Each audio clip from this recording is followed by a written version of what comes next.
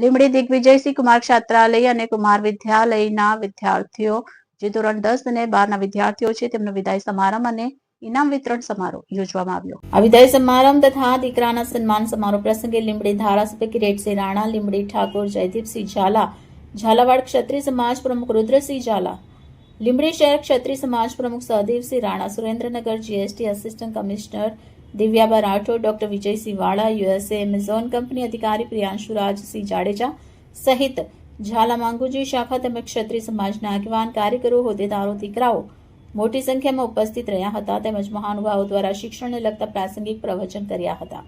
આ કાર્યક્રમમાં education, sports અને કોઈપણ વિવિધ સ્પર્ધા ક્ષેત્રમાં આવેલ અવ્વલ નંબરના એવોર્ડ વિજેતાના વિદ્યાર્થીનીઓને મહાનુભાવોના હસ્તે શિલ્ડ તથા ઇનામ વિતરણ કરવામાં આવ્યા હતા.